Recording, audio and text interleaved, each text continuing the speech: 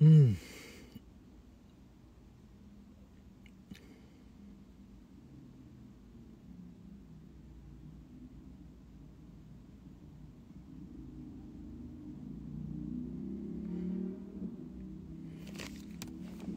Bonsoir, bonsoir, Hotep, Shalom, Salam à toutes et à tous. J'espère que vous vous portez au moins aussi bien qu'un smoking sur les épaules d'Idriss Elba ou que la médiocrité verbale dans la bouche de Gazo. Prenez place, prenez place. Comme vous le savez, la salle est ouverte, la table ronde est spacieuse. Mon ego ne réclame pas une foule immense, hein. Je ne suis pas Beyoncé, ni même Chris Brown. Dieu merci. Je ne suis qu'un simple passeur d'idées et d'informations. Je me focalise sur une minorité cérébrale plutôt que sur une majorité décérébrée. Installez-vous. Aujourd'hui, nous allons voir ensemble un sujet que je serai amené à remettre sur la table, que j'ai déjà été amené à traiter sous différents angles, et qui, à mon sens, constitue le cœur d'un certain nombre de problèmes que rencontrent les jeunes afros qui naissent et qui grandissent en Occident, que ce soit en France, aux États-Unis, en Amérique latine. Donc c'est un phénomène qui est vraiment transversal, on peut dire universel, dans le mauvais sens du terme. Nous allons aborder la question de la ghetto-attitude en nous appuyant sur le cas de Kobalade, le rappeur, fumeur et petit ami accessoirement de Weshden, qui, vous le savez certainement, ou pas, hein, du reste, c'est pas non plus une actualité extrêmement centrale qui doit nous mobiliser, néanmoins, voilà, il était jugé ces derniers jours pour homicide involontaire, et si mes informations sont bonnes, il aurait écopé d'une peine de 6 années. Mais au-delà de son cas propre, nous allons essayer de décrypter ce qu'il symbolise, que ce soit sur le plan générationnel, donc en termes de jeunesse, ou sur le plan ethnique ou racial, donc à l'échelle de la communauté afro. Il y a beaucoup à en dire. Je vais tenter de me montrer assez synthétique. Et par-dessus tout, je vais compter sur votre participation afin que ce live soit un minimum dynamique pour celles et ceux qui viendraient à le visionner a posteriori, dans une forme de session de rattrapage, étant donné que je l'enregistre et ensuite je le mets sur ma page Insta. Voilà, donc installez-vous, nous sommes une vingtaine. Allez, une fois que nous aurons atteint le chiffre de 30, je pense que nous allons pouvoir ouvrir le bal. Je vais pouvoir lancer les hostilités. Et comme toujours, hein, je compte sur votre sens de l'écoute active. Autrement dit, j'espère ne pas être en concurrence avec une manette de jeu vidéo à côté ou avec une série Netflix en route. J'ose espérer que vous allez m'accorder votre pleine et entière attention. Voilà. Alors 25, on va encore attendre un tout petit peu. Quelques retardataires, quelques belles âmes, un peu curieuses, de savoir ce qui va se nouer aujourd'hui sur le terrain du logos collectif. Bon, nous bloquons à 25, 26, on monte un peu les enchères. On redescend à 25, donc certains apparaissent, voient mon chapeau et mes lunettes et prennent fil à l'anglaise. En tout cas, voilà, installez-vous, celles et ceux qui sont qui sont là. Peut-être même, il serait judicieux pour vous de prendre un stylo. Quoi qu'il en soit, de mon côté, je suis bien entouré. J'ai quelques références à vous transmettre. Évidemment, hein, faut-il que je précise, mes prises de parole ne sont que des mises en bouche, tellement les sujets sont vastes. Alors un jour, est-ce que... Alors les questions sont ouvertes, hein, donc vous pouvez vous permettre, je m'efforce avec plaisir de les lire et d'y répondre si possible instantanément. Donc est-ce que je pourrais un jour consacrer un live au dandysme, au style, le vêtement, parfum, l'art de vivre autour de cela? Avec plaisir, c'est en projet, hein, d'ailleurs, pour être totalement sincère avec vous, étant donné que le dandysme s'inscrit pour moi dans une solution globale, dans une solution politique. Je parlerai même de dandysme panafricain, et ça je rentrerai plus dans les détails à une autre occasion. Prochain épisode de la librairie africaine, très bientôt.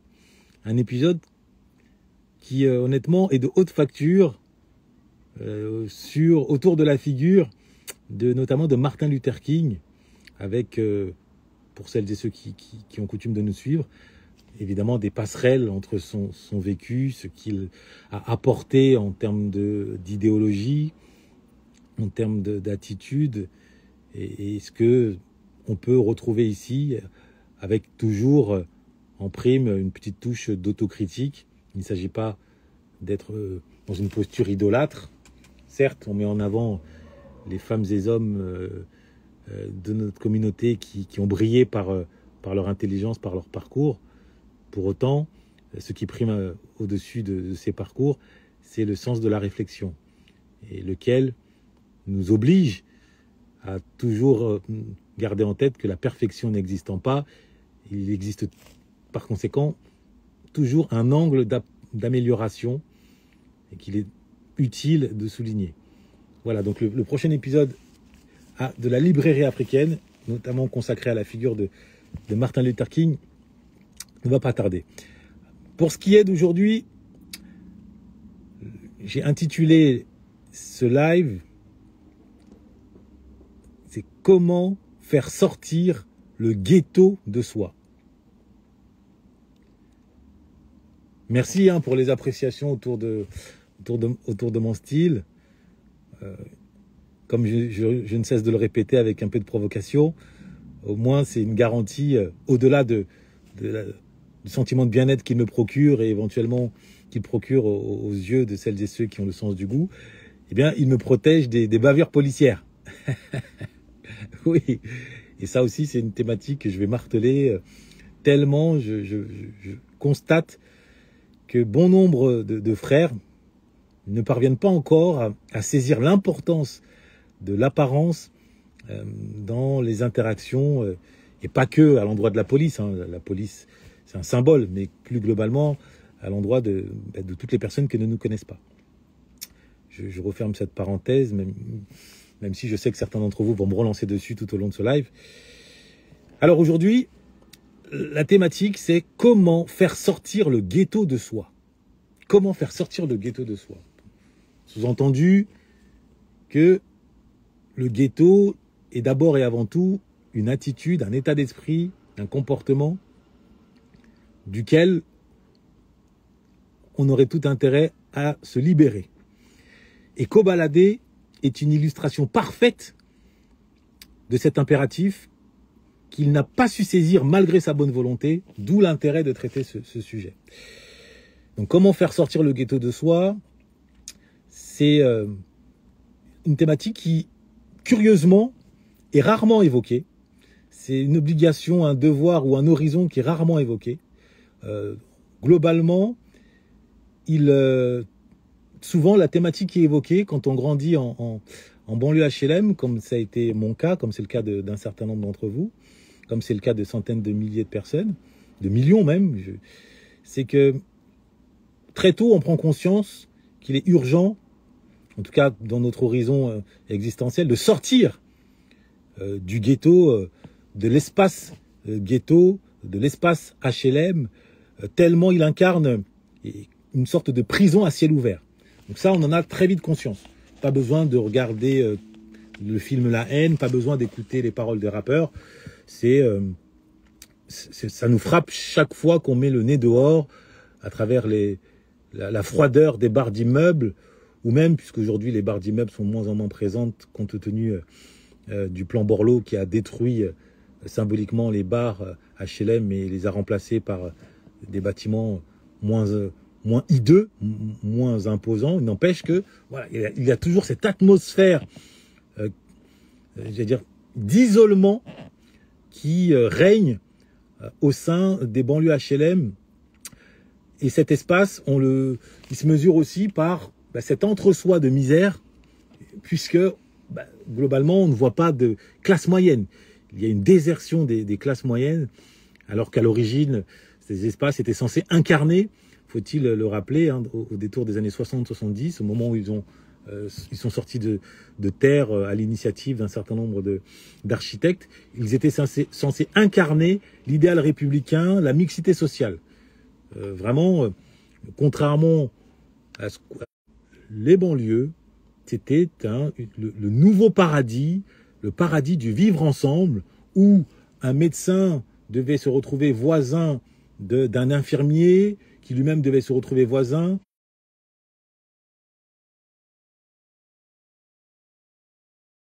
Si la connexion s'est remise en place, est-ce que vous m'entendez? Faites-le moi savoir, histoire que je ne parle pas dans le vide, s'il vous plaît. Apparemment, ça bug. Vous m'envoyez désolé. Alors, est-ce que vous m'entendez? Alors, je vais... Alors, la connexion semble être de retour. Est-ce que vous confirmez? Alors, j'ai même l'impression que vos commentaires sont en décalage.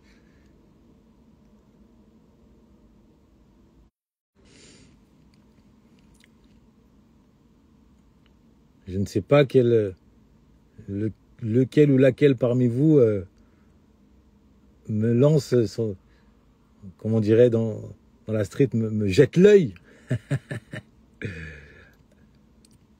Alors que c'est un sujet d'utilité publique que je m'apprête à aborder avec vous. Quoi qu'il en soit, tout croyant que je suis, je sais que il faut rester stable, serein sur ses appuis. Le vent ne peut pas faire tomber un baobab, comme on dit. Ça va de nouveau. Merci. Ndé Martial. Faut quitter et revenir. Oui, si à nouveau je rencontre des difficultés, je vais suivre cette recommandation. Je quitterai, je reviendrai. Je vais faire comme MC Solar. Je vais disparaître pour mieux réapparaître. Je ne sais pas si vous vous souvenez de Bouche de là. C'est pour les plus anciens d'entre vous. Alors, bon, revenons. J'introduisais donc mon propos sur la construction des banlieues HLM sur le plan architectural, qui répondait d'abord à un désir politique de faire vivre l'idéal républicain de fraternité, où la mixité sociale devait trouver un espace d'épanouissement. Donc ça, c'est les années 50, les années 60. Ce n'est qu'au détour des années 70, et en particulier de la crise survenue par ce qu'on appelle le choc pétrolier de 1973, causé par la guerre Moyen-Orient. Bon, l'OPEP a fermé le robinet, choc pétrolier, les frontières se resserrent, se ferment même, je dirais. Valéry Giscard d'Estaing, qui était à l'époque fraîchement président, 1974, décide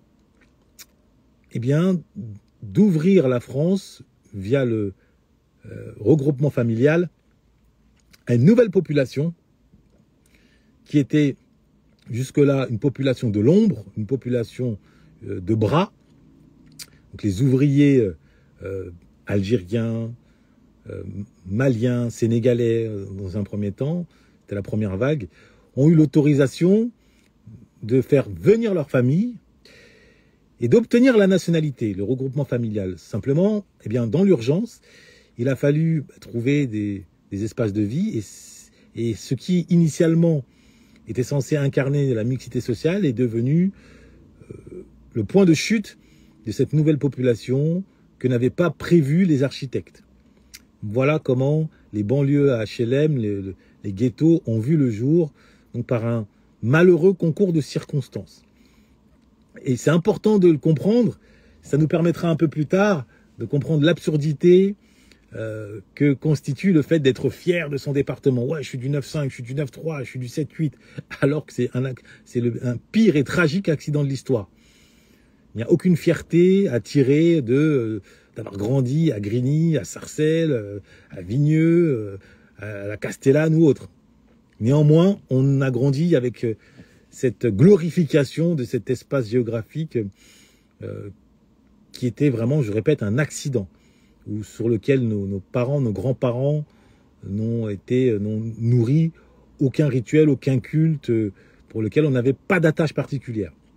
Mais quoi qu'il en soit, voilà, regroupement familial, banlieue HLM, les banlieues émergent, fin des années 70, première émeute à Vaux-en-Velin à Lyon, années 82, 83, marche des beurs, SOS Racisme commence à faire entendre son son de cloche, et par la même occasion, le discours victimaire s'installe. Le discours victimaire, c'est en tant que Noirs et Arabes, on est exclusivement victime de la société.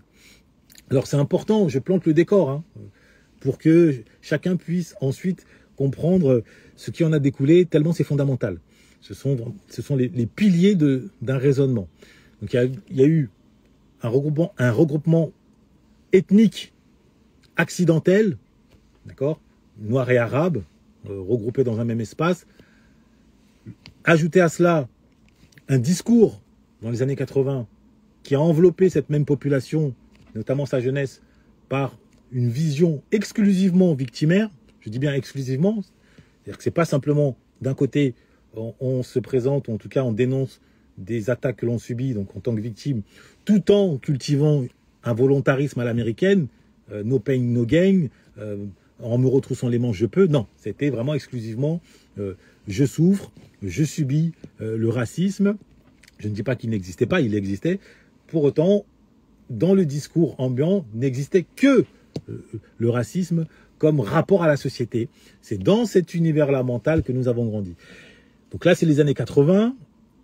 Les années 80, le rap commence à surgir. D'abord un rap un peu folklorique, Benebi d'un côté, bon, MC Solar avec sa poésie. Donc là, c'est le génie qui rend crédible et légitime ce nouvel art, même s'il nous venait des États-Unis, mais du moins en France.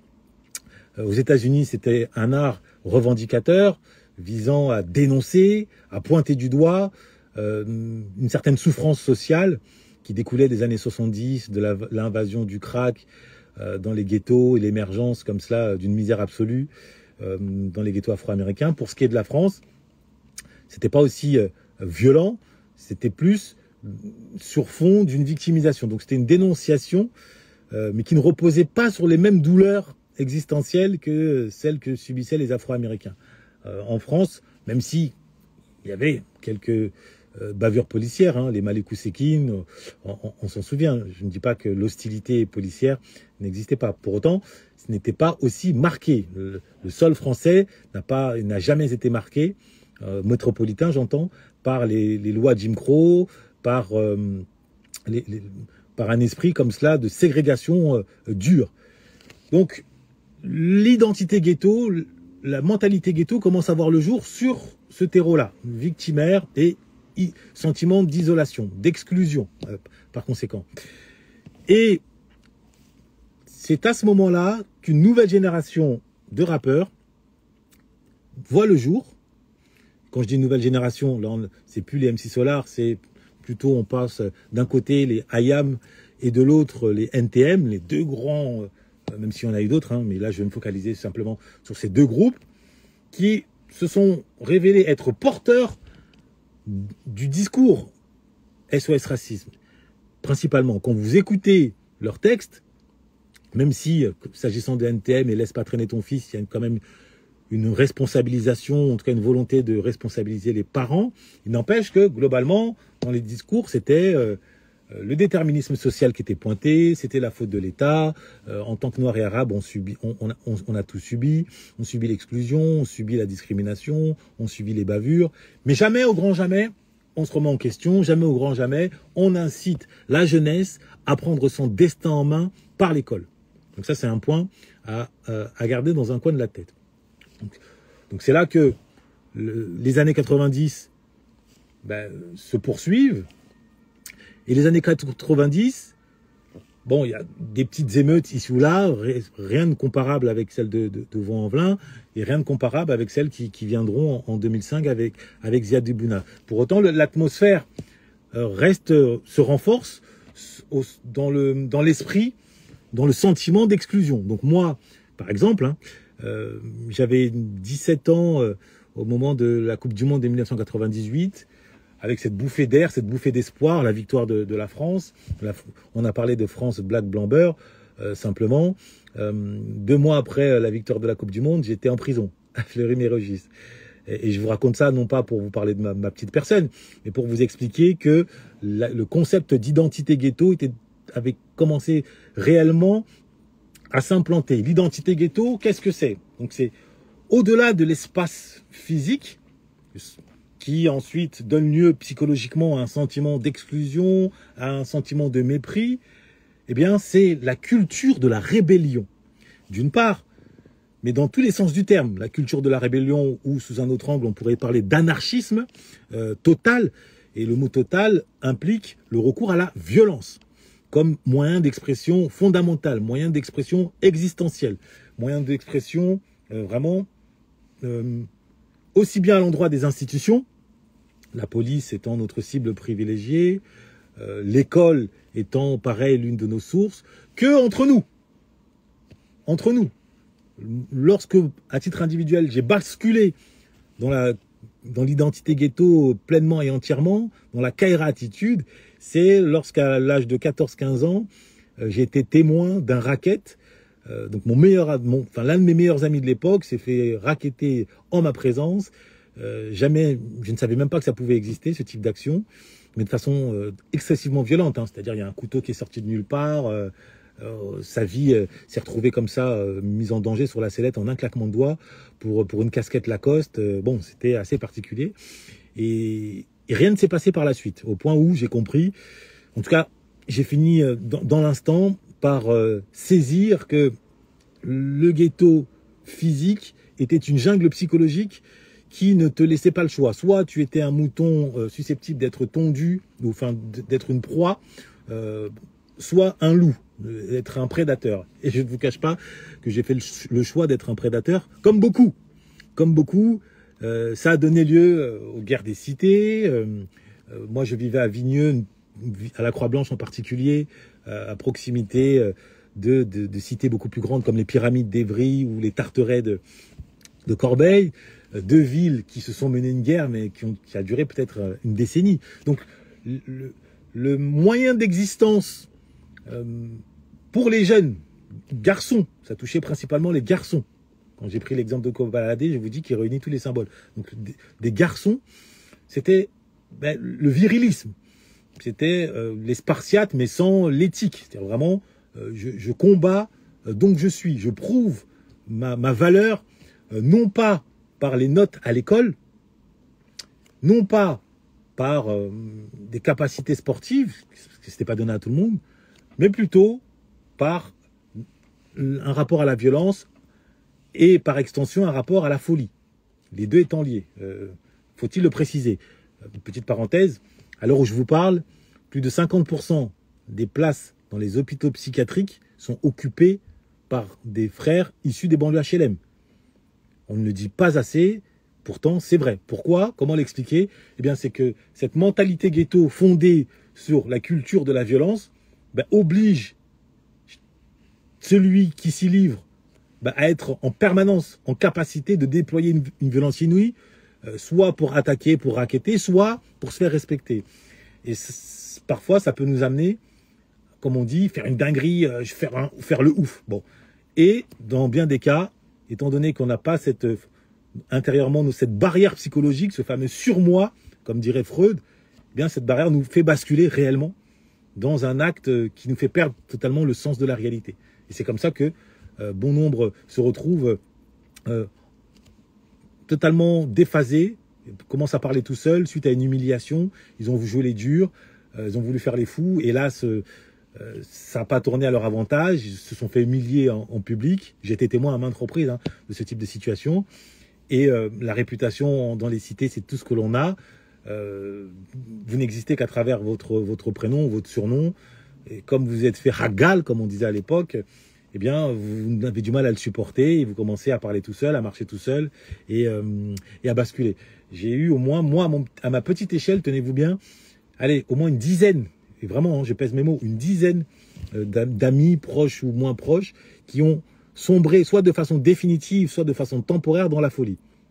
Voilà, donc c'est pour dire que cette psychologie ghetto, la culture de la rébellion et de la violence, pousse ou propulse bon nombre de jeunes aux frontières du réel, aux frontières de la folie. D'accord? Et co-balader, parce que si on ajoute à ça l'impact de l'alcool, du shit, ça n'aide pas. Ça n'aide vraiment pas.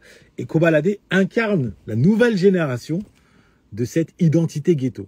Il l'incarne. Il l'incarne à l'excès, puisque lui, il rajoute ce cerise sur le gâteau, ce petit don artistique qui lui a permis d'accéder au premier rang, si je puis dire, du végétarien. Voilà, le cannabis accentue la folie aussi. Voilà, c'est ce que je disais, l'alcool et le cannabis, très clairement.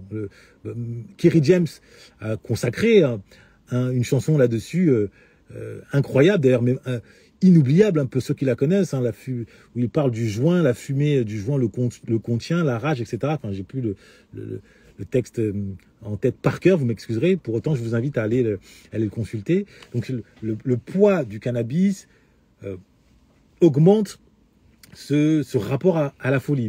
Mais cette folie, hélas, elle est vécue comme une arme nucléaire, comme une arme de dissuasion massive. C'est-à-dire que faire le fou, c'est une très bonne chose quand on grandit dans le ghetto. Alors, as-tu lu la publication sur la lecture que je t'ai envoyée? Oui, Alex, je te remercie, Tavares. Je vais revenir. J'ai prévu d'y consacrer une petite vidéo, une petite pastille demain. C'est pour la petite histoire, c'est un compte rendu du Conseil d'État, de la Cour des comptes, pardon, qui pointe l'importance de la lecture dans le développement des enfants et qui, en fait, c'est ce que je ne cesse de répéter tous les jours. Donc là, il y a une énième confirmation institutionnelle, donc ça ne fait que de mettre de l'eau à mon moulin. Donc je referme la parenthèse. Pour ce qui est de la mentalité ghetto, donc Kobalade, lui, qu'est-ce qu'il incarnait? Il incarne cette mentalité ghetto, mais saupoudrée de succès matériel et économique. Star du rap, apparemment, il a eu accès par son statut, voilà, à un certain capital économique. J'aurais pu prendre aussi l'exemple de MHD, c'est du copier-coller. Bon. Donc ils ont pu accéder à certains lieux. Ils n'étaient plus forcément dans les halls, ils étaient plus à la Fashion Week, à côtoyer d'autres stars, pas forcément issus du ghetto, très bien. De l'extérieur, on pouvait croire que ça y est, ils s'en étaient sortis, et mieux que la moyenne des gens qui sortent du ghetto. Sauf que, non, il a fait la une plus que jamais des faits divers. D'abord pour une bagarre en discothèque, qui lui a valu un premier passage par la case prison. Et puis, alors qu'il s'était du moins repenti, qu'il avait exposé sa nouvelle vie de média en média, et en particulier bras dessous de sa compagne et autres stars Weshden, jurant qu'il avait définitivement tourné le dos au ghetto, à ses pratiques, que ce soit le cannabis, que ce soit même l'atmosphère, patatrac, coup de théâtre, il se retrouve au cœur d'une histoire tragique. Certains diront d'une histoire palmadienne, en référence à l'histoire de Pierre Palmade, mais là c'est encore plus tragique, puisque il y a eu un mort, et en l'occurrence, il s'agissait d'un très bon ami à lui, et lui il était responsable de ce drame. Donc il portera toute sa vie ce mort dans sa conscience. Et qu'est-ce que cet accident tragique a mis à jour? Eh bien, le thème d'aujourd'hui, à savoir que on a beau quitter le ghetto physiquement, ça ne veut pas pour autant dire qu'on parvient à faire sortir le ghetto de nous. C'est-à-dire que le ghetto, c'est d'abord une psychologie qui se caractérise par une manière de parler, par une attitude, par un rapport au monde. Et c'est tellement vrai, cette prégnance, que bon nombre de celles et ceux qui grandissent dans le ghetto, même lorsqu'ensuite ils accèdent avec l'âge, un peu de maturité, à un travail, ou qui rentrent dans un couple mixte et partagent leur vie avec une personne qui n'a pas grandi dans le ghetto, bien malgré cette échappatoire existentielle, eh bien, ils ne parviennent pas à se libérer de cette attitude, en tout cas pleinement, de cette identité ghetto, dans la mesure où ils sont convaincus que cette impulsivité, ce rapport à la violence, fait partie d'eux. Ils sont convaincus, et ça c'est ce qui rend la prise de conscience excessivement compliquée, ils sont convaincus que c'est eux, c'est authentique, ils sont vrais. Être nerveux, être violent, être vulgaire, ils y voient l'expression de leur authenticité, plutôt que d'y voir le symptôme d'une maladie qui les empêche littéralement d'être réellement eux-mêmes.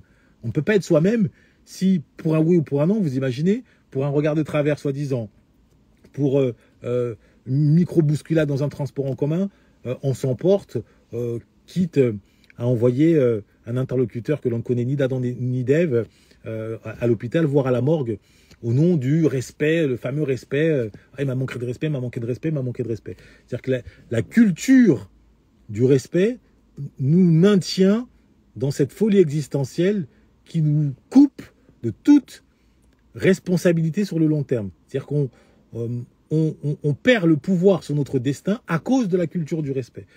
Je ne sais pas si vous vous rendez compte, plus de 40 jeunes meurent chaque année dans les bagarres intercités, mais quand on regarde l'origine de ces guerres des cités, dans 90% des cas, et je ne parle pas des escroqueries de trafic mafieux, je ne parle pas de ça, non, je parle vraiment des guerres des cités de jeunes de 15, 16, 17, 18, 20 ans, c'est, entre guillemets, le manque de respect.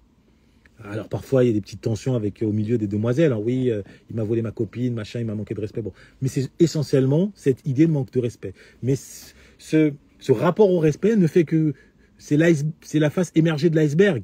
Il cache un fond beaucoup plus violent. C'est que, ayant grandi, ayant été forgé exclusivement dans un discours victimaire,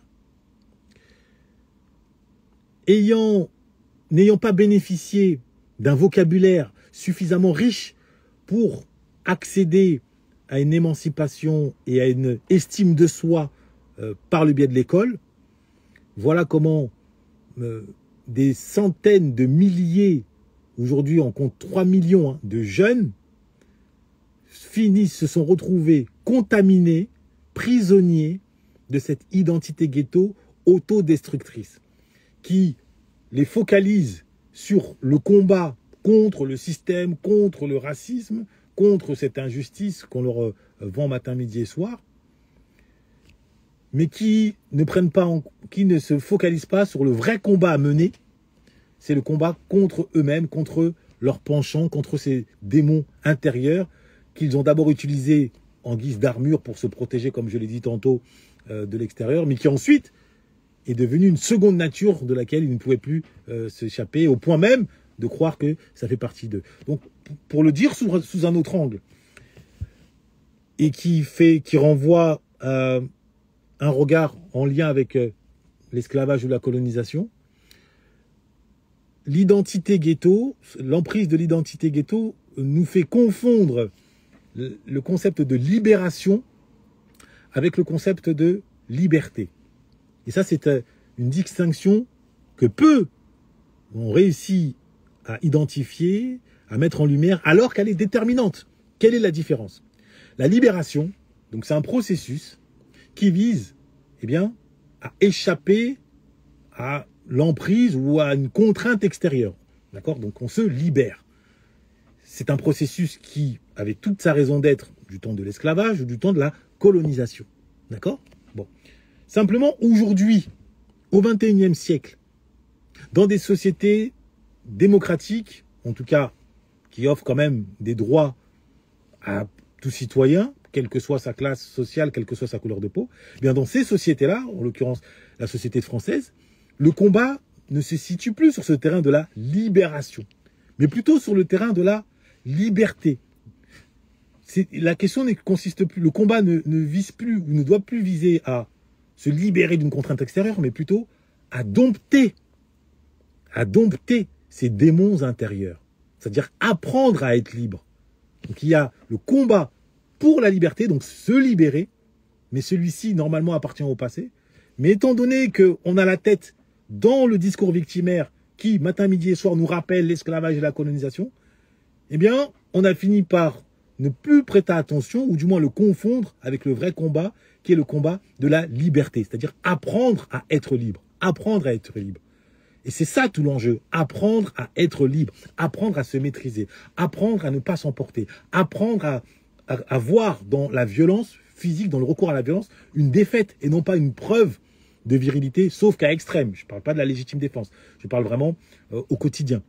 D'accord ? Et cet apprentissage de la liberté, ça a été théorisé, hein, vous vous doutez bien, ça a été théorisé en particulier par un certain Norbert Elias qui, je vous invite à regarder son œuvre, hein, il parlait du processus d'autocontrôle. Le processus d'autocontrôle, c'est le cœur même de la civilisation.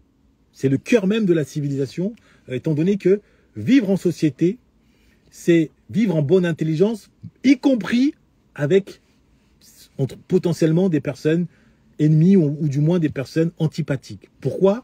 Eh bien, pour l'intérêt collectif. Vous travaillez en entreprise, personne ne vous demande d'aller prendre un verre, d'aller en vacances avec vos collègues. Néanmoins, vous devez maintenir un minimum de cohésion, de politesse, du fait que vous existez dans une interdépendance. Vous vous envoyez des mails, ta compétence, votre compétence dépend de sa compétence et inversement, de facto, vous êtes obligé d'entretenir un minimum de liens. Sauf que ce minimum passe par le port d'un masque, ce qu'on appelle la civilité. Et cette civilité suppose de privilégier, par exemple, l'indifférence à la susceptibilité, de privilégier une forme d'hypocrisie à la franchise. D'accord ? Donc c'est ce rapport au fait de dompter sa liberté que l'on ne nous a pas enseigné et qui nous est hautement préjudiciable. Hautement préjudiciable. Je ne compte pas le nombre d'élèves qui rentrent en contact avec moi, me faisant part des difficultés qu'ils rencontrent au travail, estimant qu'ils sont trop introvertis, qu'ils ne parviennent pas à s'épanouir au travail, qu'ils sont la cible d'attaque, sans comprendre que le fond ne se situe pas, en tout cas la responsabilité première ne se situe pas du côté des collègues, mais plutôt du côté de leur incapacité, déjà de leur non-prise de conscience des enjeux et de leur incapacité à maîtriser ces codes. Et en l'occurrence, un cobaladé, mais tous les cobaladés de France, dont j'ai été, faut-il le rappeler, se caractérisent par cette absence de maîtrise de la liberté. Quand on pense au cas Bouba et Caris, la fameuse bagarre à Orly, imaginez-vous, 2 millionnaires, quarantenaires qui en viennent aux mains dans un aéroport international. Pourquoi? Parce que l'un, dans une chanson, a clashé l'autre et ensuite s'est monté en épingle et il a fallu bomber le torse et prouver que oui, on est plus fort qu'eux, je suis plus fort que toi. Est-ce qu'on a vu un Sarkozy en venir aux mains avec un Villepin, Dominique de Villepin, qui était pourtant son pire ennemi? Et les enjeux étaient autrement plus violents. Non. Pour autant, est-ce qu'on peut dire qu'ils sont plus moraux, ils sont animés d'une morale plus grande que Bouba et Caris? Pas sûr. C'est juste qu'ils ont appris à contrôler leur liberté. D'accord?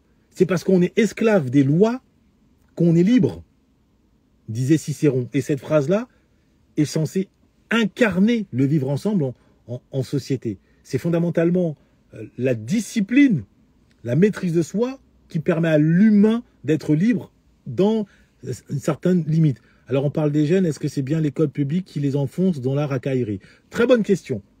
Merci pour les questions, n'hésitez pas. Hein. Je parle. Simplement, si vous avez des questions, je m'arrête et j'y réponds dans une logique interactive. Est-ce bien l'école publique qui les enfonce? Alors, honnêtement, l'école ne les enfonce pas.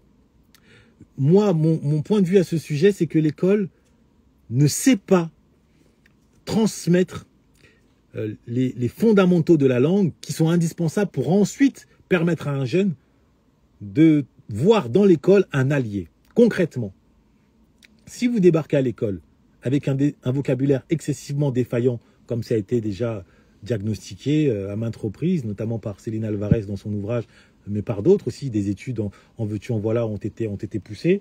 Je pense, il est où, à cet ouvrage Langage et classe sociale, qui le dit mieux qu'aucun autre, hein, de Basil Bernstein. Eh bien, quand un enfant arrive à l'école en tant que handicapé linguistique, l'école, elle, n'a pas encore trouvé le moyen de compenser cet handicap, ou du moins de donner aux enfants qui en sont victimes le déficit comparativement à ceux qui ont eu la chance de baigner dans un univers linguistique familial favorable. Voilà comment Moussa et Mohamed, qui à la maison grandissent au milieu de l'arabe ou du wolof ou du soninké ou du bombara ou du ningala et j'en passe, eh bien, quand ils débarquent à l'école, à moins d'avoir été piqués par le virus de la lecture, ils voient dans l'école de l'humiliation. Clairement, parce que vous avez 7 ans, 8 ans, 10 ans, vous devez écrire même un texte de 10, 15 lignes, 30 lignes, raconter vos vacances, raconter telle chose. Vous en êtes totalement incapable. Quand vous êtes prisonnier de « wesh, t'as vu, t'as capté, c'est gueudin, c'est un ouf, c'est une dinguerie », vous ne mesurez pas la difficulté ou l'océan qui sépare un jeune qui possède ce langage-là d'une réalité scripturale. C'est impossible. Voilà comment, quand il reçoit sa copie, il reçoit en même temps une gifle, puisque la note n'est pas glorieuse, et en prime, le commentaire l'est encore moins. Et ce constat-là d'humiliation personnelle, eh bien, il trouve écho, ou du moins il se réfugie, non pas dans une introspection, non pas dans une volonté de se dire « Ah, il faut que je fasse mieux demain ». Non, il trouve écho dans le discours, c'est ce que j'ai évoqué dès le début, d'où l'importance de planter le décor, dans le discours victimaire. Ah, si j'ai 6, 7, 8 sur 20, si j'ai une mauvaise note, c'est parce que l'esclavage, c'est parce que la colonisation, c'est parce que le racisme. Voilà. Voilà dans quel discours, principalement, nous avons grandi. Alors c'est aussi parce que les professeurs ne maîtrisent pas forcément la langue, c'est sûrement la raison pour laquelle cela ne se transmet pas. Alors, pourquoi la langue ne peut-elle pas se transmettre à l'école? L'un des frères explique que les professeurs ne maîtrisent pas, les professeurs d'aujourd'hui ne maîtrisent pas forcément. Ça, c'est un bon point, c'est vrai. Il y a déjà un déficit en termes de compétences. Mais à cela s'ajoute un deuxième point. La seule manière de permettre à un jeune d'accéder à la maîtrise d'une langue, que ce soit le français ou une autre, c'est pas simplement en lui transmettant oralement, mais c'est également en l'obligeant à s'en saisir, c'est-à-dire à la pratiquer. De même que c'est en forgeant qu'on devient forgeron, de même c'est en parlant qu'on apprend à parler. Mais là où le bas blesse, c'est que si à l'école, les enfants se mettent à parler, il n'y a plus de place pour l'enseignement. Donc l'école qui théoriquement est censée apprendre la langue ne peut pas dans les faits permettre à un jeune de justement manier cette langue. C'est tout le paradoxe. Donc, concrètement, seuls les parents ont ce pouvoir-là, puisque c'est à la maison ou dans la cour de récréation ou avec ses pairs qu'ils pratiquent. Et ce diagnostic, comprenez-moi bien, hein, ce diagnostic, d'autres l'avaient déjà évoqué depuis longtemps. C'est pas propre aux Noirs et aux Arabes, hein, aux banlieusards. C'est propre à toutes les classes populaires qui sont déficitaires sur le terrain de la langue. Regardez ce magazine, L'Art de parler. Donc, vous voyez qu'il a un peu vécu. Et l'enseignement, enseigner l'oral, une faiblesse française. D'accord? Je vais vous lire juste un petit passage, le début. En 1943, le ministre de l'Éducation de l'époque, Jean Zay, regrettait qu'aucune part ne soit réservée à l'enseignement de la parole à proprement dite. L'écolier apprend à lire, à écrire, à penser, à lire, écrire, à compter, à raisonner, non à parler. Or, c'est en parlant que bien souvent il devra exercer sa profession. C'est en parlant, en tout cas, qu'il lui faudra presque toujours défendre ses intérêts, soutenir sa pensée, convaincre ses interlocuteurs. 75 ans plus tard, donc aujourd'hui, ce constat implacable semble encore d'actualité. Et on parle de vide majeur.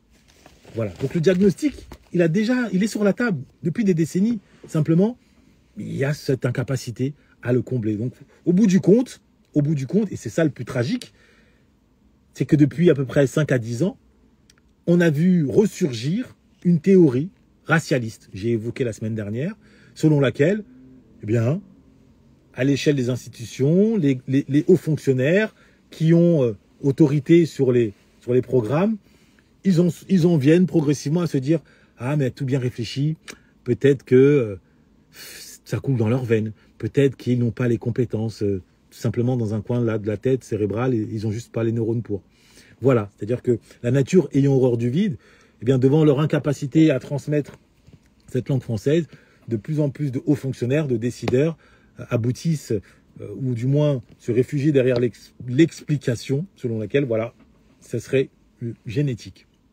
D'accord? Alors donc la République est responsable à plus de 50% de cette violence.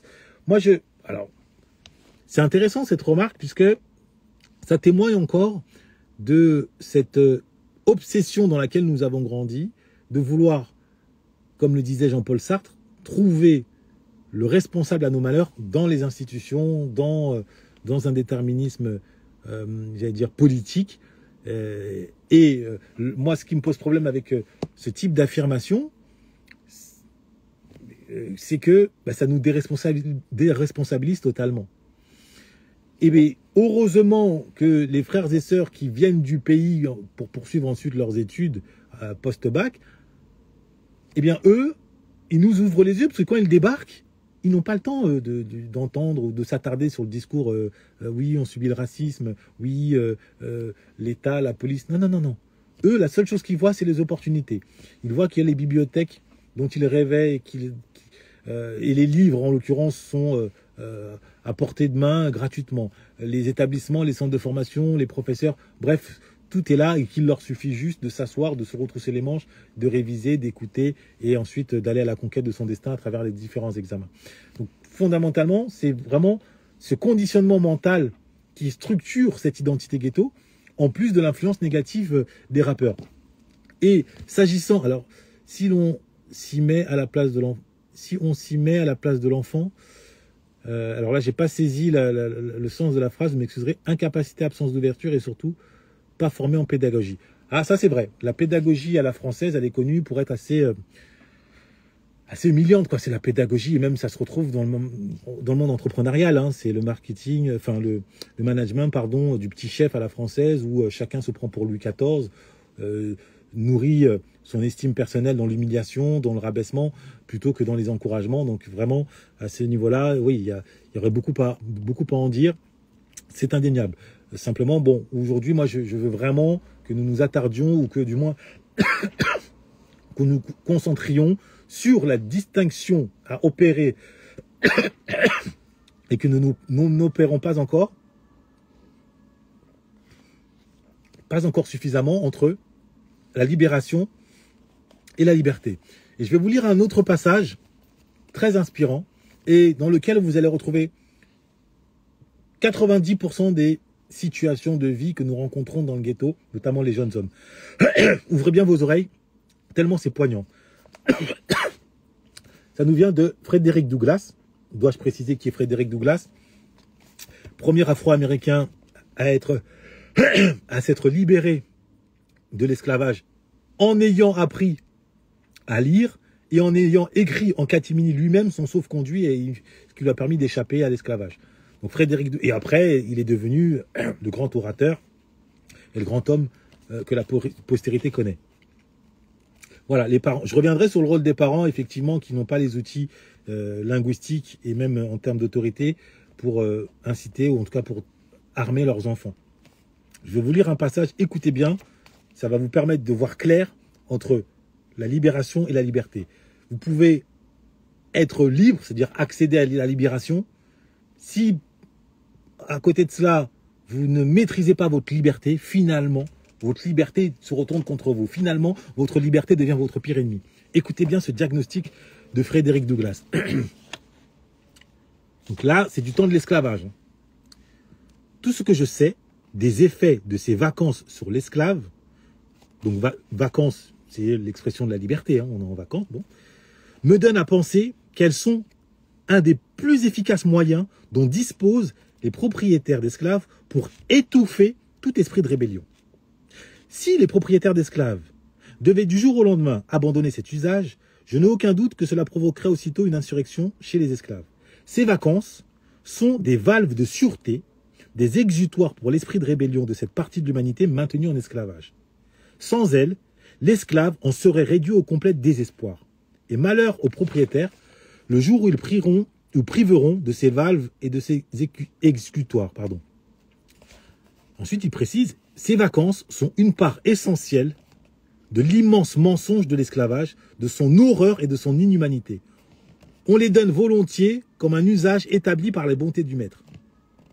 Après, il rajoute, leur but, et c'est là que ça devient vraiment poignant, leur but est de les plonger dans les bas-fonds de la débauche afin de les dégoûter de la liberté. Je répète, leur but, donc le fait de donner à l'esclave un semblant de liberté par le biais des vacances, est de les plonger dans les bas-fonds de la débauche. Donc, identité ghetto, l'alcool, la drogue, afin de les dégoûter de la liberté. Ainsi, il ne leur suffit pas que l'esclave boive de son propre gré, ils imaginent divers stratagèmes pour les saouler. Ils vont par exemple organiser des paris, etc. Voilà. Et c'est cet astucieux stratagème qui fait confondre débauche et liberté. Confondre débauche et liberté. La plupart d'entre nous tombaient dans ce panneau avec un résultat prévisible. Plusieurs finissaient par penser que la différence entre la liberté et l'esclavage n'était pas si grande et que, à tout prendre, il valait mieux être esclave d'un homme plutôt que du rhum. Voilà. Je ne sais pas si vous avez bien entendu, bien compris tout ce que j'ai essayé de lire là à l'instant, mais c'est d'une puissance incroyable. Ça mériterait d'être médité longuement. C'est que Frédéric Douglass, à travers ces quelques pages, nous a expliqué que le propre de l'esclave, mais on peut étendre la métaphore de l'esclave, ce n'est pas tant les chaînes, c'est qu'il ne sait pas maîtriser sa liberté. Et ensuite, après, il explique pourquoi il ne sait pas maîtriser sa liberté. Parce qu'il ne lit pas. Et ça, on en viendra à la fin. Il ne sait pas maîtriser sa liberté au point où il abuse de sa liberté.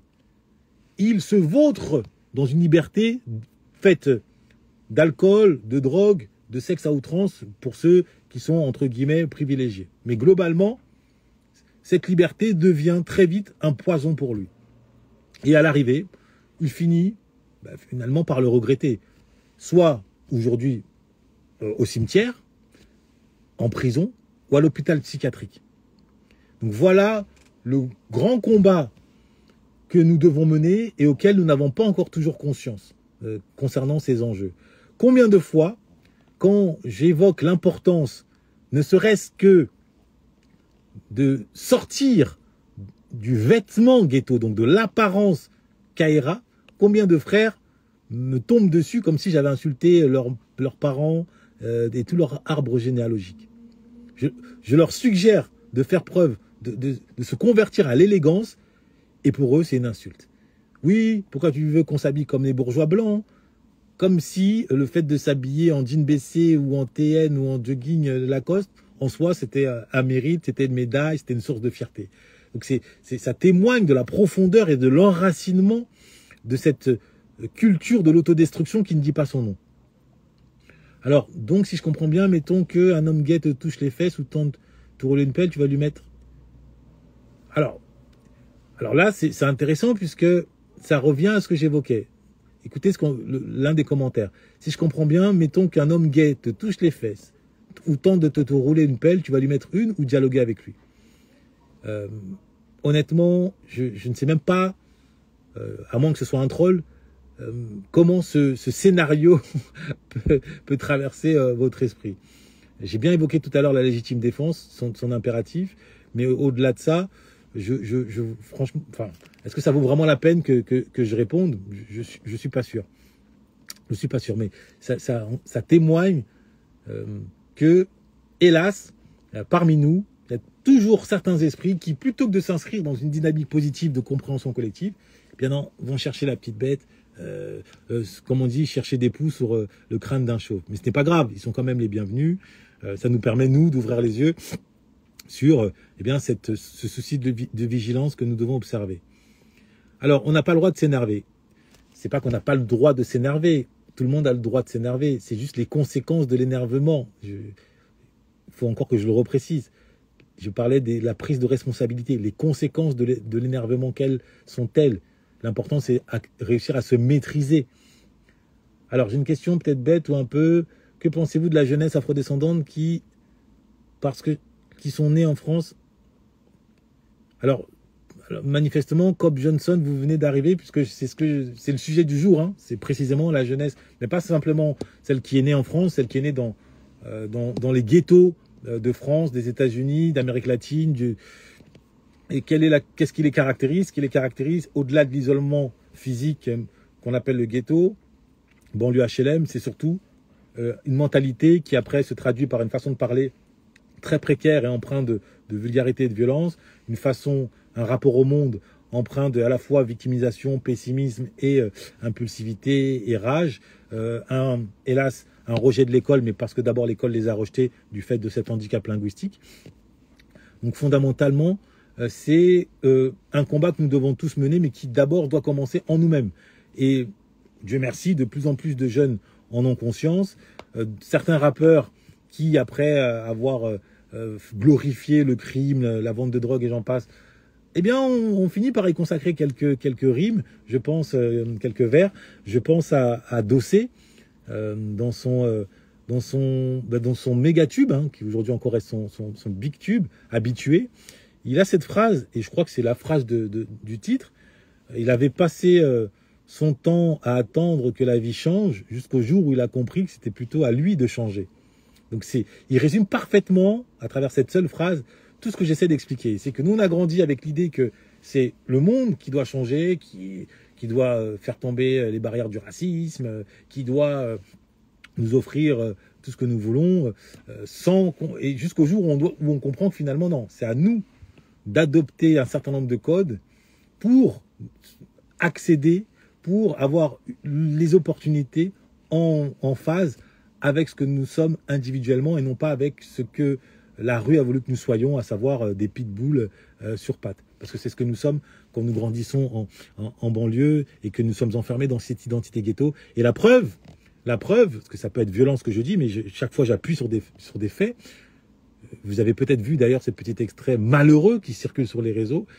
Je crois suite à la sentence qui s'est abattue sur Kobalade, Weshden, en tout cas ça semble être elle, était sur le point d'en venir aux mains avec, je ne sais, une tierce personne. Voilà. D'ailleurs, malgré le statut qui est le sien, il a fallu plusieurs personnes pour vraiment la retenir. Voilà. C'est-à-dire que l'identité ghetto, dont l'une des caractéristiques, c'est un rapport assez privilégié à la violence, c'est-à-dire pour nous, se battre, c'est normal. On manque de respect, ben, comment ça, je me laisse pas faire, je me bats. Pour nous, c'est normal. Eh bien, ça nous accompagne. Alors imaginez-vous, vous êtes père de famille, mais empreint d'identité ghetto, sous prétexte que quelqu'un dans la rue vous insulte, vous allez en venir aux mains devant vos enfants. Et si, par malheur, vous faites refaire le portrait, vous mordez la poussière, qu'est-ce qui va se passer? Donc cette identité ghetto, elle est très très préjudiciable, mais on ne se rend pas compte. Alors, quels sont les livres que vous pouvez nous recommander sur les thématiques qui vous tiennent à cœur? Alors à la fin, je vais vous donner quand même deux, trois ouvrages qui vous permettront de poursuivre, comme de coutume, poursuivre cette réflexion. Alors, la violence devrait-elle être supprimée? Ah, bonne question. La violence devrait-elle être supprimée? Ce que je dis, moi, c'est que la violence, au sens physique du terme et verbal, doit être combattue autant que possible et ne doit plus être perçue comme un allié, comme une alliée, ce qu'elle est aujourd'hui dans la mentalité ghetto. dans la mentalité ghetto, regardez les clips de rap, ou regardez même quand on se parle entre nous dans la street, quand on est jeune, ben, c'est toujours... on a l'insulte facile, y compris pour s'amuser. Ah, quel bâtard, c'est un fils de pute, ah, le bouffon. C'est normal. On prête même pas attention, on ne prend même pas conscience que les mots nous possèdent plus que nous les possédons. Donc, à mesure où, chaque jour, notre bouche est remplie d'insultes, eh bien, ensuite, les insultes prononcées sous le ton de l'humour, elles basculent en un rien de temps, pour peu que notre interlocuteur soit mal luné, ou dans l'instant se sente humilié parce que y a un témoin, à savoir une fille, parce que très souvent, quand il y a une fille, les tensions, les attitudes changent. Enfin, ça va très très vite, mais le point de départ, c'est que nous sommes d'abord enfermés dans un vocabulaire violent. Ensuite, dans une culture, et dans le prolongement, dans une culture de l'absence de communication, d'acceptation du débat contradictoire. Ça n'existe pas en banlieue, le débat contradictoire. En banlieue, c'est la culture de la vanne, donc empreinte de phrases courtes, de la moquerie, mais sûrement pas du débat contradictoire qui enseigne à celui qui s'y livre régulièrement eh bien l'acceptation du désaccord, le respect du désaccord, la culture de l'indifférence ou de l'ironie. Autant de codes nécessaires dans la vie d'adulte. Alors, différence, violence physique, violence psychologique, oui. La violence psychologique propre à d'autres milieux, il me semble d'ailleurs que tes formations permettent de développer les outils pour y faire face. Oui, la violence psychologique. Après, le terme de violence, c'est un terme assez complexe. De ce que j'ai pu comprendre, normalement, on doit l'utiliser exclusivement dans le cadre de la violence physique, sinon il perd un peu son sens. Pour autant, effectivement, quand on maîtrise un certain nombre de codes sur le terrain de la langue, on peut faire face à des formes d'agression, que ce soit des pics, notamment au travail, ou même des insultes. Alors, tu critiques plus la mentalité ghetto, disparaît au profit du délire transgenre? Alors là, j'ai absolument rien compris.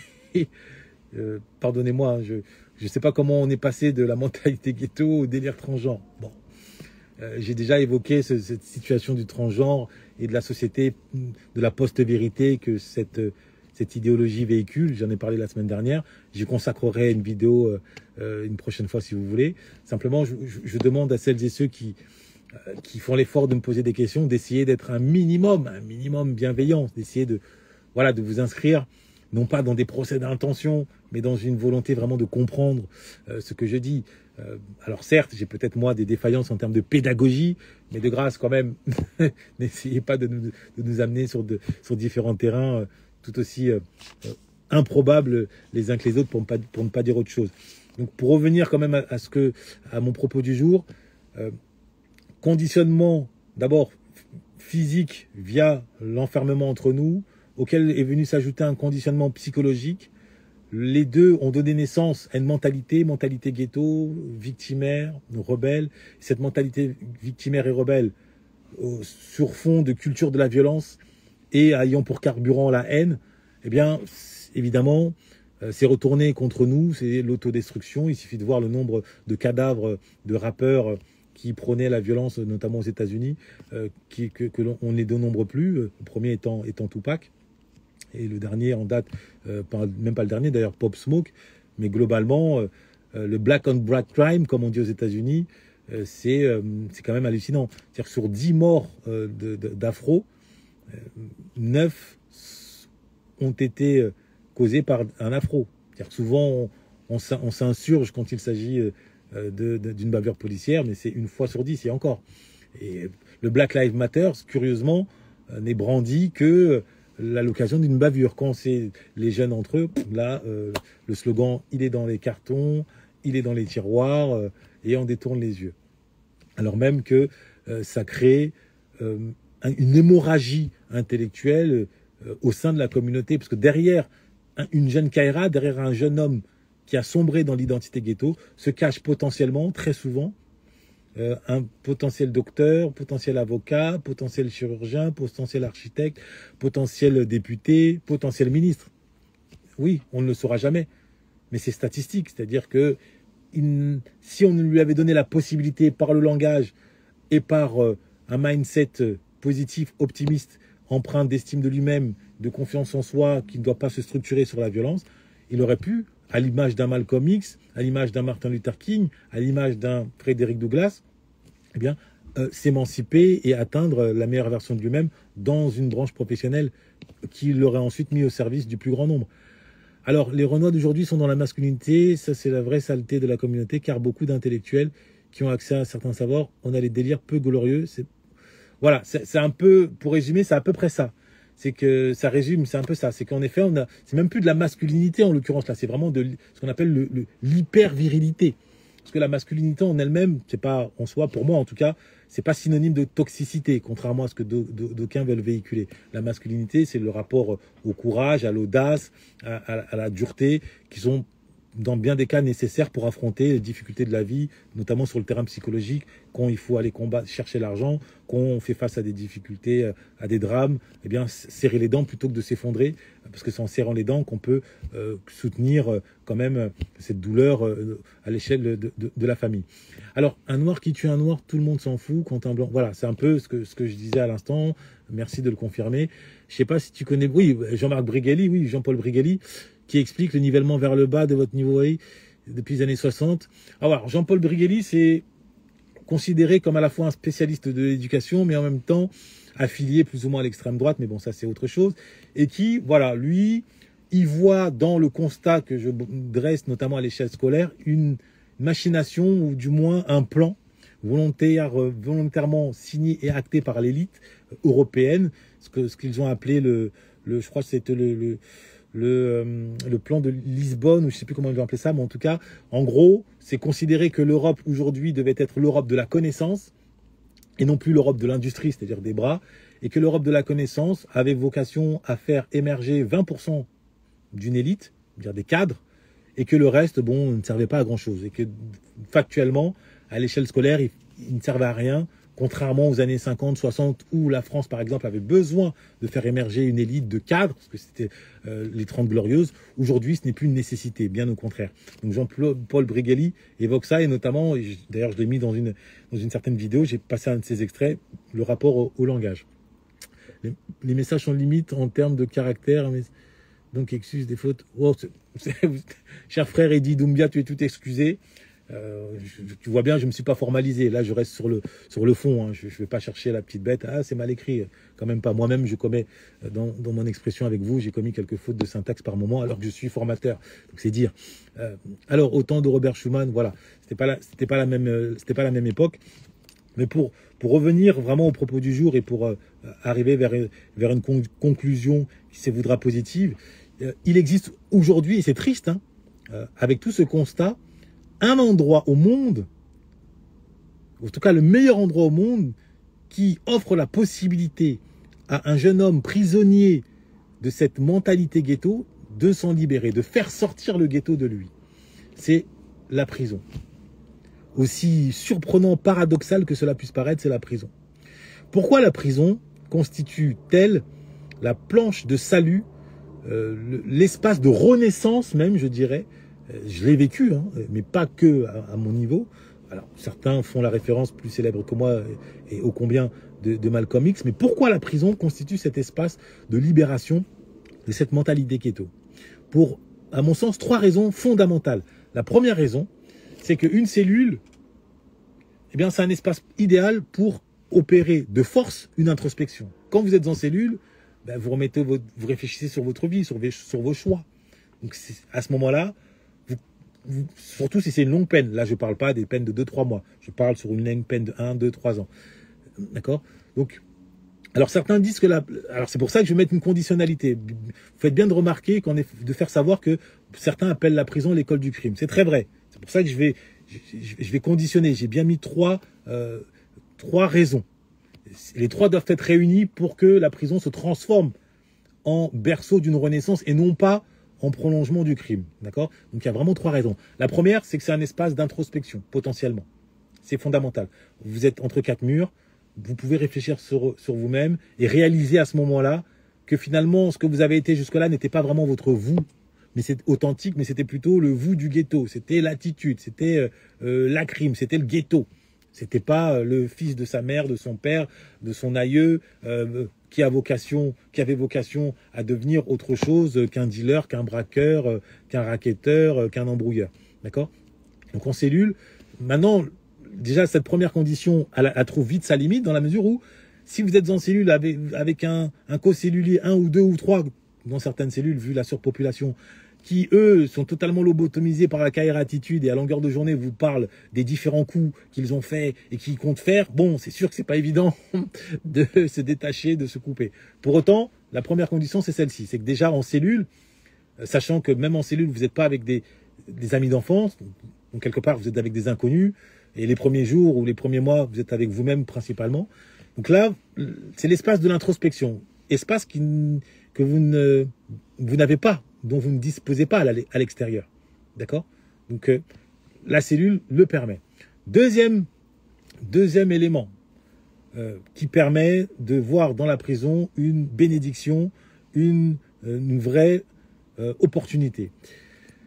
C'est que au fil du temps, vous observez la raréfaction des marques de soutien de ceux particulièrement qui étaient censés être vos gassures. Donc concrètement, vous recevez de moins en moins de mandats, de moins en moins de courriers. Bref, le temps vous prouve qu'en définitive, les liens d'attachement n'étaient pas aussi profonds que cela, que vous avez été vite oublié.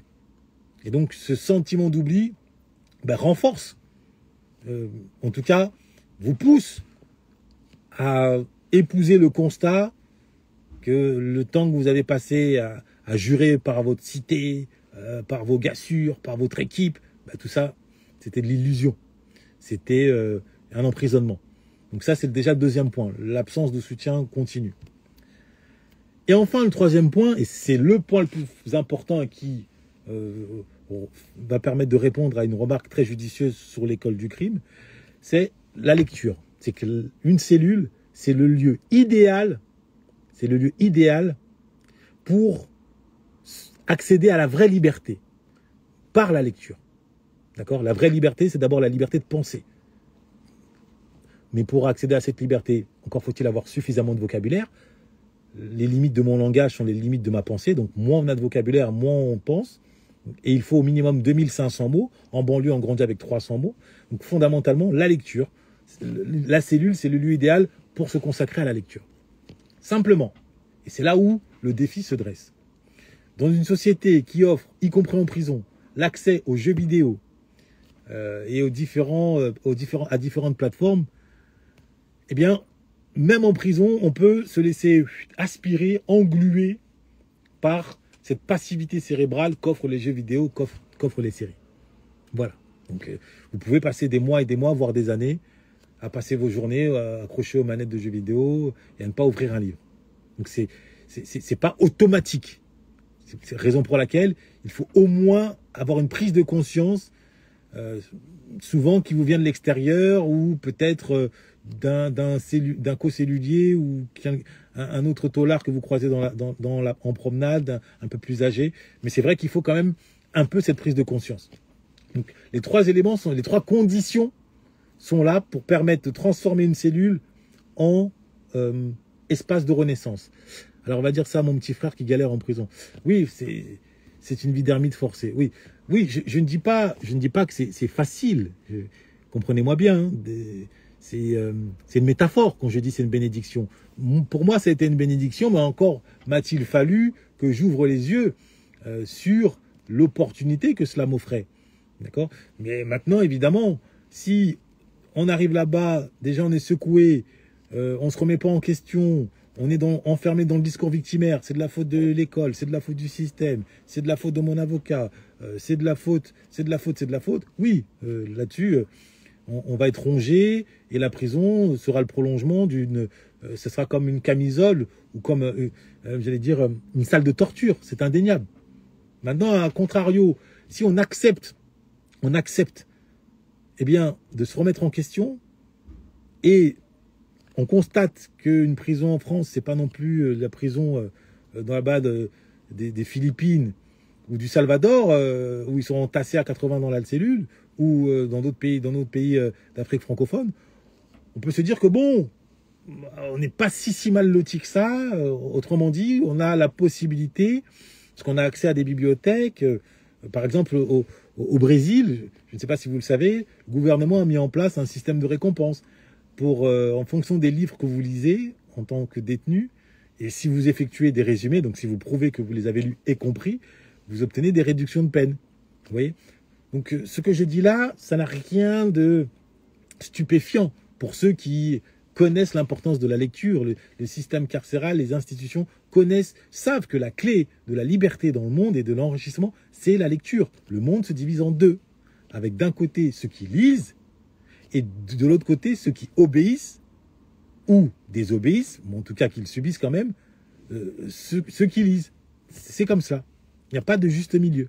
Et ceux qui lisent deviennent docteurs, parce que pour devenir docteur, il faut lire des livres de médecine, deviennent avocats, pour devenir avocat, il faut lire des livres de droit, deviennent ingénieurs, et ainsi de suite. Mais la lecture, c'est tout cela, c'est pas juste lire des romans. Quand je dis lire, c'est entretenir au quotidien un rapport étroit avec la chose écrite qui permet de nourrir la concentration, le sens de la précision, la maîtrise des concepts, de l'abstraction, de la spéculation. Donc, tout ce qui élève l'esprit et le sort de son émotivité. C'est ça, la lecture. C'est ce qui évoquait dans cet ouvrage. Faites-les lire.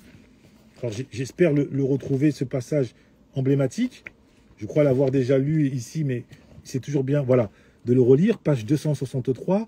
Soit l'enfant lit, soit il se condamne à ne jamais déployer son plein potentiel intellectuel. Voilà, donc fondamentalement, toutes les études le disent, c'est que pour accéder à la meilleure version de vous-même, pour accéder à votre vraie liberté, pour accéder à votre intelligence, pour déployer votre potentiel, ça passe par la lecture. Voilà, il n'y a pas que la lecture dans la vie, entendons-nous bien. L'expérience aussi doit venir confronter ce que vous avez compris dans les livres.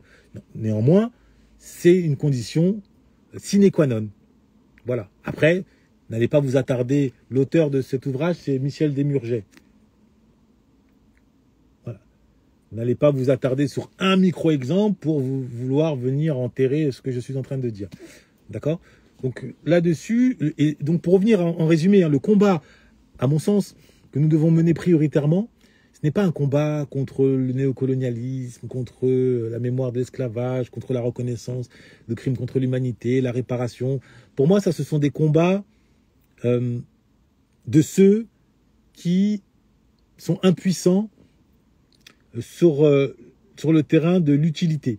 C'est-à-dire que, bon, au lieu de se focaliser sur le drame, à savoir que 150 000 jeunes par an quittent le système scolaire sans le moindre diplôme, rien qu'en France, et dans les 150 000, il y en a au moins la moitié qui sont afro, on va pas se mentir, eh bien plutôt que de se focaliser sur ce combat-là, non, on va s'attarder sur la boîte de nuit qui nous a refusé, qui refuse l'entrée, sur tel restaurant qui n'a pas voulu de notre tête grainée. Bon, voilà. Alors que dans le fond, quand on sort, quand on emprunte les transports en commun, quand on traverse nos banlieues HLM, on observe, on constate que l'insalubrité, que l'incivilité, que le rapport à la violence, que l'autodestruction, c'est de notre fait. C'est de notre fait principalement. Voilà. Alors toutes les études le disent, mais pas tout nous y éloigne. Mais tout nous y éloigne, tout parent devrait en être conscient. Voilà, tout parent devrait en être conscient, mais après, moi je n'accable pas les parents, étant parent moi-même, je sais combien, quand on se casse le dos en journée pour essayer de répondre aux exigences économiques, payer les charges, mettre le pain sur la table, les vêtements sur le dos de nos enfants, on n'a pas forcément l'énergie ensuite à consacrer pour transmettre à son enfant en bas âge le goût de la lecture qui est en concurrence avec les jeux vidéo. C'est-à-dire que les jeux vidéo, c'est du plaisir immédiat, c'est de la dopamine, ou même les dessins animés, enfin voilà, tout cet univers de dopamine. D'accord ? Certains appellent même ça le capitalisme libidineux, parce que c'est vraiment immédiat. Il y a 60 ans, il était beaucoup plus facile de transmettre le goût de la lecture à des enfants, étant donné qu'il n'y avait pas d'autres activités alternatives. Aujourd'hui, c'est pas une mince affaire. Au contraire, c'est un parcours du combattant, sans avoir recours à la violence physique, au châtiment. Alors là, ça serait pire. Mais parfois, vous êtes parent, vous sortez du boulot, ou déjà, on vous a cassé la tête, on vous a manqué de respect, vous avez été écrasé parfois par des sentiments d'humiliation. Vous rentrez à la maison, la seule chose que vous voulez recevoir de vos enfants, ce n'est pas des cris, c'est plutôt des marques d'affection, de l'amour, pour au moins vous dire que votre combat, tout cela, ça a au moins un intérêt. D'accord ? Or, quand vous essayez de transmettre le goût de la lecture à des enfants récalcitrants, vous allez voir dans leurs yeux un sentiment d'injustice, un rejet, ça peut vous blesser, ça peut vous froisser. Donc c'est pas évident. Maintenant, ce que vous pouvez mettre en place, parce qu'il ne s'agit pas de tenir un discours pessimiste, vous m'avez compris, ce qu'il faut mettre en place, c'est un système de récompense. D'abord, la lecture accompagnée, ça marche mieux que tout. Lire avec votre enfant 1 page, 2 pages, et ensuite lui demander ce qu'il a compris, en lui demandant de verbaliser ce qu'il a compris, histoire qu'il récupère le vocabulaire qu'il a entendu. Ça, c'est vraiment le premier pas dans l'apprentissage, dans le goût des mots. Et ensuite, dans son indépendant, donc dans sa pratique individuelle, mettre en place un système de récompense concret. Chérie, si tu lis 10 pages, un chapitre, et qu'ensuite tu me le résumes à l'écrit, la maîtrise de son cerveau passe par la maîtrise de l'écrit, dois-je le rappeler, eh bien, tu auras telle récompense, 1 heure de jeu en plus, tel argent de poche en plus, etc. Donc le système de récompense peut porter ses fruits. J'insiste à nouveau, je ne dis pas que ce sera facile, un jeu d'enfant. Je dis juste que c'est des clés qui donnent accès. C'est-à-dire on est dans le possible. D'accord ? Mais quoi qu'il en soit, ça restera quand même de l'ordre de l'effort. Mais c'est un effort salutaire. C'est un effort, si vous le fournissez, au bout de 2 semaines, 3 semaines, 1 mois, le déclic va s'opérer. Et ensuite, toute votre vie, votre enfant sera pleinement votre fierté. Pas votre fierté juste parce que c'est votre enfant. Votre fierté parce qu'il va pouvoir déployer les ailes que peut-être vous n'avez pas pu déployer et qui vont lui donner un accès inestimable à certaines hauteurs en termes de sagesse, en termes de fonction, en termes d'ambition, parce que les deux sont liés. Quand vous avez une estime de vous, quand vous avez beaucoup de vocabulaire, au quotidien, ça vous donne une capacité à échanger, à avoir des réflexions, à vous montrer fin, à avoir de la répartie. Autant de moments qui vont vous galvaniser en termes d'estime de vous-même. Cette estime de vous-même va ensuite se répercuter sur de l'ambition. C'est un cercle vertueux. Parfois, il est vicieux, mais là, en l'occurrence, il est vertueux. C'est-à-dire, un vocabulaire riche, eh bien, donne lieu à une ambition élevée. Et cette ambition élevée sera le moteur de l'effort à fournir pour atteindre cette ambition. Et l'effort à fournir sur le terrain éducationnel, sur le terrain de l'écoute et de faire ses devoirs, aimer avoir des bonnes notes et gravir les échelons patiemment. Donc vraiment, il y a un cercle vertueux à mettre en place par le goût des mots, par le goût de la lecture.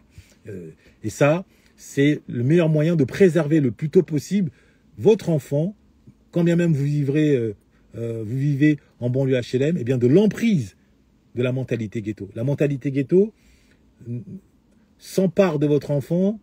Alors aujourd'hui, il paraît que c'est beaucoup plus tôt, c'est dès 8 ans, 10 ans, surtout s'il est en école publique. Voilà, à peu près dans ces âges-là.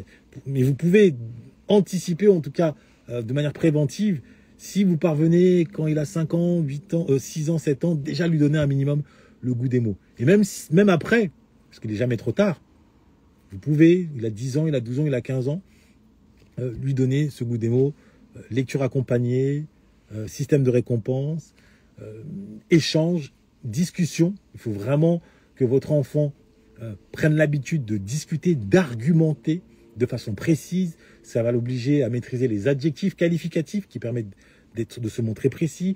Ça va l'obliger à maîtriser les verbes qui permettent d'être précis dans les descriptions des actions, de maîtriser les adverbes qui permettent aussi la nuance. D'accord ? Donc ce sont tous ces outils-là qui sont indispensables. Alors, tu as 100%, mais des solutions sont en train de devenir inaptes car on a déjà changé d'ère et des modèles post-Covid. Solution, devenir inapte. Alors, Eddy Doumbia, est-ce que tu peux m'en dire plus, s'il te plaît?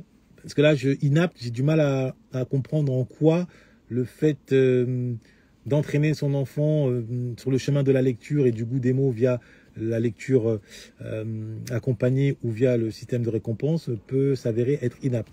Je serais curieux de lire ta réponse et je te remercie par avance. Mais toujours est-il que, voilà, pour ce qui est de cobaladés et de tous les cobaladés de France et des États-Unis, on pense à Baltimore et des favelas au Brésil ou ailleurs, le combat à mener, c'est d'abord réaliser que nous devons maîtriser notre liberté et non plus nous focaliser sur le combat de libération. C'est un combat passé, en tout cas en Occident. En Afrique encore, on peut considérer, parce qu'il y a encore les symboles du néocolonialisme, qu'on s'inscrit toujours dans une dynamique de libération. Néanmoins, le vrai combat, c'est sur le fait de dompter notre liberté. En domptant notre ignorance, en accédant à la connaissance, en accédant au goût du savoir, en accédant à l'estime de soi, en brisant le complexe d'infériorité d'un côté, en anesthésiant ou du moins en enterrant notre rapport à la violence. C'est vraiment le défi, notre rapport à la violence. Ne plus voir dans la violence un allié, voir dans la violence une défaite, un abaissement de notre âme et de notre dignité. Alors je me doute bien que ce n'est pas en un live que je vais changer les mentalités. Simplement, rassurez-vous, vous connaissez mon endurance. Ça fait des années que je martèle ce discours. Petit à petit, il prend vie, comme une graine, il s'insère dans un certain nombre de cerveaux. Il n'est pas rare que je croise des frères et des sœurs qui me remercient pour les efforts que je fournis à ce niveau-là. Et avant de clôturer, je vais vous recommander deux lectures, en plus de celle les mémoires de Frédéric Douglass, dont j'ai lu un extrait tout à l'heure. Alors, il y a deux ouvrages qui sont très riches d'enseignements, très fournis. C'est, par exemple, celui-ci, à plusieurs mains, de la question sociale à la question raciale. Pourquoi cet ouvrage est fondamental? Il permet de répondre à tous les démagos populistes de droite et d'extrême droite qui veulent lire uniquement la délinquance sous le prisme racial. Or, regardez, les prisons sont occupées par des Noirs et des Arabes. Finalement, c'est l'immigration le problème. Eh bien, cet ouvrage explique que non. Derrière les questions sociales, derrière les questions raciales, soi-disant, les réponses sont essentiellement sociales. Et quand elles sont raciales, elles ne sont pas raciales au sens génétique, elles sont raciales au sens historique, en termes de continuation de certains préjugés qui sont véhiculés dans les médias, dans l'absence d'identification, et qui donnent lieu en réaction à l'émergence de contre-modèles ou d'anti-modèles. C'est par exemple le test de la poupée, où les jeunes filles ou des jeunes garçons identifient le mâle à travers des poupées afro, alors que à côté, les poupées similaires, mais qui sont claires de peau. Bon, donc le problème de cet ouvrage répond à un certain nombre de problématiques. Il est très très riche, vraiment. Il faudrait 2 lives pour vous les exposer. Mais ça permet, voilà, de faire le distinguo entre ce qui relève du social et ce que l'on veut attribuer au racial. D'accord? Donc c'est fondamentalement les combats, que ce soit la linguistique, que ce soit les déterminismes, c'est essentiellement de l'ordre du social. Et puis cet ouvrage, alors il est en anglais, d'un auteur qui aujourd'hui, c'est certainement le plus grand sociologue, et je pèse mes mots, afro-américain, mais américain, peut-être même mondial, Thomas Sowell, qui, le premier, et encore aujourd'hui le seul, je crois, a réussi à décrire, comme j'essaie de le faire avec mes petits moyens, justement la naissance de cette identité ghetto autodestructrice, et qui viendrait d'abord de la culture redneck, donc les blancs gueux aux États-Unis, irlandais d'abord, qui étaient rejetés, qui ont donc entretenu cette culture de la rébellion, et qui ensuite s'est inséré dans les ghettos américains, après avec le cocktail des années 70, l'avènement de l'héroïne, et j'en passe, et par la suite les pères d'abord qui ont explosé, et la culture de l'hyper-virilité qui s'est emparée des foyers monoparentaux, avec ce que ça donne de culture de gang, culture grégaire, culture de groupe. Voilà. Donc Thomas Sowell, ces 2 ouvrages, honnêtement, si vous les épluchez, vous en saurez un bon rayon sur ces thématiques. Voilà. Alors, Umar Johnson, oui, bien devant Umar Johnson. Et citez-moi un livre rédigé par Umar Johnson. Umar Johnson, lui, son obsession, c'est le séparatisme racial. Lui, il a une obsession, c'est ça. C'est pas mal, hein, le Black Love. Mais lui, il voit dans le non-Black Love le symbole d'une sorte d'auto-génocide. Bon, je résume. Mais attention, Umar Johnson, il est très pertinent sur bon nombre de sujets. Là, je parle vraiment des ouvrages. Moi, tant que un intellectuel ou un prétendu intellectuel n'a pas écrit un ouvrage, pour moi, ce n'est pas... cet ouvrage, voilà, le frère qui me l'a recommandé, je crois qu'il est présent, si je dis pas de bêtises. Enfin bon, parce que toujours, hein, c'est de la transmission, c'est le donner et le recevoir. Moi, je transmets, d'autres me transmettent des infos, et c'est l'avantage de la connaissance. Contrairement à l'argent, quand vous donnez de la connaissance, vous n'en perdez pas. Et c'est ce que d'autres communautés ont compris, là où d'autres on a encore un peu parfois du mal. Alors Thomas Sowell, c'est un économiste, oui, sur certains points. Maintenant, sur d'autres points, on peut considérer quand même qu'il est un peu plus que ça. Je vous invite à regarder une vidéo sur Internet qui a consacré d'ailleurs une partie de son œuvre, en faisant le lien avec le rap, très très riche. J'ai oublié le titre de la vidéo. Comment s'appelle l'ouvrage? Alors je vais vous redonner le nom. Donc c'est Black Redneck et White Liberals. Vous m'excuserez de l'accent allemand. D'accord. Et de la question sociale à la question raciale, les deux références majeures pour ce soir. On vous en remercie, on a appris et apprécié le geste. Voilà, merci à vous. Et pour celles et ceux parmi vous qui veulent participer, assister et recevoir mon enseignement ce dimanche à l'occasion de la masterclass où je vais délivrer autour d'une analyse sur le pouvoir des mots, tant sur le plan émotionnel. On sait que beaucoup ne parviennent pas à maîtriser le pouvoir des mots émotionnels et ainsi sont assez déficitaires en matière d'intelligence émotionnelle, que sur le terrain rationnel, le pouvoir des mots rationnels. Eh bien, dimanche, la masterclass d'anthologie vous attend. Il vous reste moins de 10 places. Le lien se trouve dans la bio. Il vous suffit de vous inscrire, vous serez les bienvenus. Inutile de vous dire que vous ne le regretterez pas. Si vous voulez vous élever en ayant accès vraiment au secret en rapport avec les mots. Avez-vous déjà traité des œuvres d'Hannah Arendt? Alors Hannah Arendt, oui, figure, j'ai pas encore traité ces ouvrages, mais c'est vrai qu'ils sont très riches, notamment son ouvrage sur l'homme moderne, où elle explique bon, pas mal de choses, évidemment, mais le clivage que j'apprécie beaucoup dans son analyse, c'est, d'ailleurs ça fait écho à ce que j'essaie de vous expliquer, hein, entre l'homo faber, l'homme qui fabrique, et l'homo laborens, l'homme qui travaille durement. Et l'épanouissement est réservé à l'homme qui fabrique, l'homme qui s'émancipe par son cerveau. Donc, tout ce que je vous dis, de toute façon, ne s'inscrit que dans une longue étude, une longue analyse que d'autres avant moi ne cessent de réactualiser. La seule chose novatrice que j'apporte, moi, c'est mon enseignement, ce sont mes formations, qui sont le fruit de ma créativité, de mes parcours universitaires, mathématiques, philosophie, de mes lectures transversales, ainsi que de mon expérience. Le tout, j'ai réussi à constituer, on peut dire, un ovni d'enseignement, mais qui a une efficacité plus que foudroyante. Donc merci à vous de m'avoir suivi. J'espère que vous en avez tiré un enseignement utile pour comprendre le monde et ainsi pour mieux l'appréhender. Le savoir, vous le savez que c'est comme une torche dans la nuit, ça permet d'éviter de se cogner, voire même de tomber dans le ravin. La semaine prochaine, je vous donne à nouveau rendez-vous. Je ne vous en dis pas plus concernant la thématique. Si vous avez des questions, n'hésitez pas à me les soumettre. Et pour celles et ceux qui assisteront à la masterclass de dimanche, eh bien, je vous dis à très bientôt. Sinon, on continue à se suivre via les vidéos que je poste.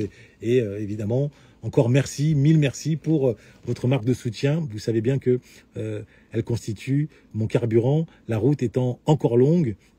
Néanmoins, comme on dit, goutte après goutte, l'eau creuse la pierre. Donc c'est vraiment petit à petit, chaque effort doit être fourni au quotidien et le grand œuvre finit par être achevé. Je vous dis à très bientôt, prenez soin de vous et par-dessus tout, prenez soin de votre cerveau. Noblesse oblige.